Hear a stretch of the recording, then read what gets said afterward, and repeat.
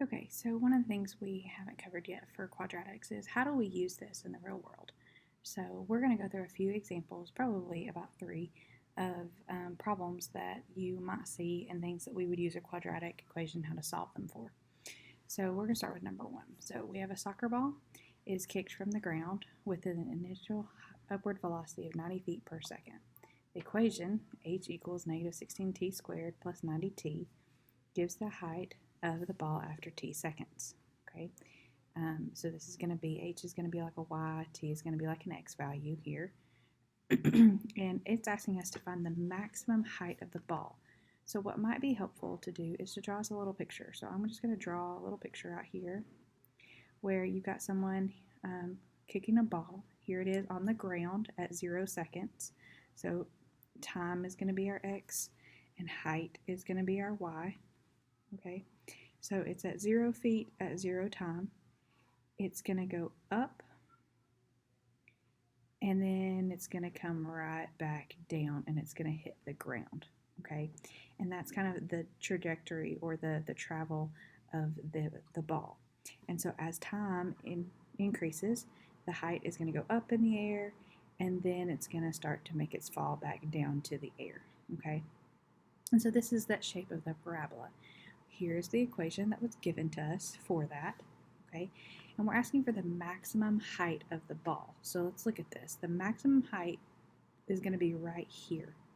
So if we're looking for a maximum height, then we are looking for the vertex, okay? We're going to look at the vertex point here. We want to know where it's at its highest. So maximum height, all right? So we're going to find the vertex using this. So you can use whatever formula or format you want to use. We're going to start by finding the axis of symmetry, and then we're going to find the vertex from there. So axis of symmetry, remember, is x equals negative b over 2a. Okay, so we're going to plug in those values. Negative, the b value here is 90, and the a value here is negative 16. And so when we plug that into the calculator, we get negative 90 divided by negative 32. And so it is approximately, okay, notice I'm using a wavy equation sign this time, equal sign. It's going to be approximately 2.81, okay? That's the time that it takes. That's the x value, the time that it takes to get to the maximum height. But this is asking for the actual height. So that means we need to find the y value that goes with this. So at about 2.81 seconds, we're going to reach a maximum height of something. So to find that, we plug that in to the equation.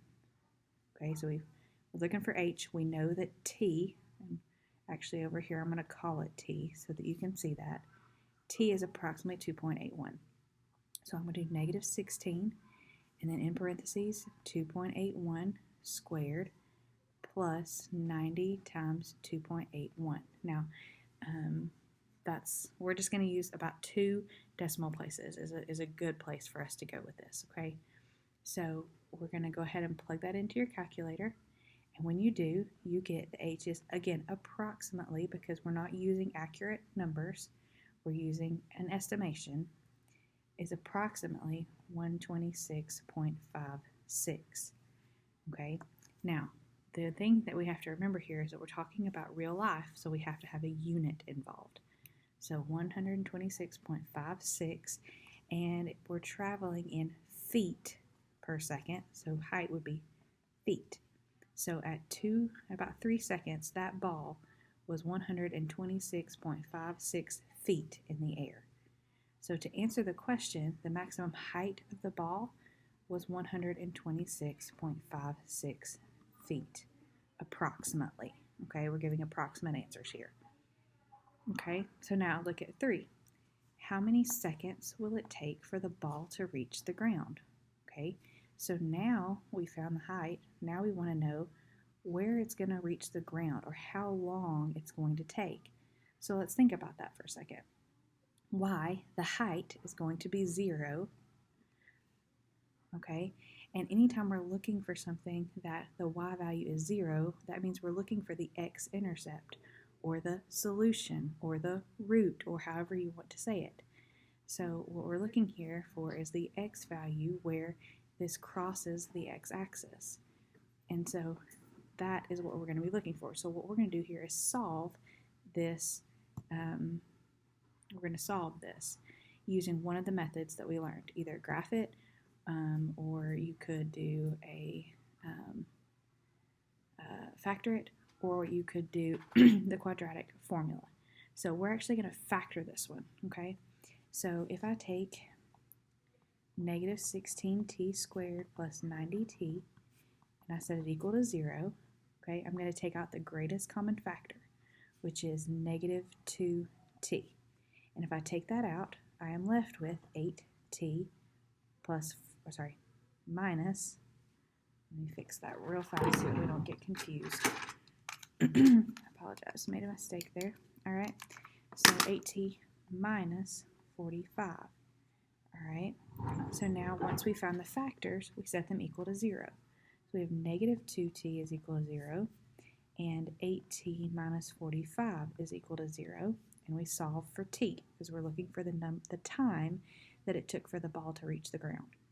So we divide by negative 2, and t is equal to 0, and then over here we add 45, and we divide by 8, and t is equal to 5.625. Okay, so now we need to think about this. We have two answers. Only one can be correct. It's asking for the seconds it will take for the ball to reach the ground. Okay, so one t is at 0. The other t is at 5.625 seconds. Okay, and I know we're dealing with seconds here because the problem tells us so. Okay, so we're dealing with seconds.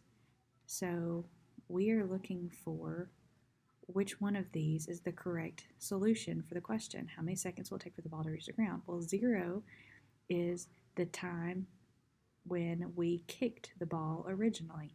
So nothing had happened at this point. But at 5 seconds is where the ball has gone up in the air, reached its vertex, and come back down. So this is going to be the correct answer for B. It takes approximately, or actually not approximately, it takes 5.625 seconds for the ball to reach the ground. And if you wanted to round that, you could to 5.63. But 5.625 is the accurate, precise answer for that question. Okay, so we're going to take a break. We're going to go to another video here in just a minute, and we're going to do another example just similar to this.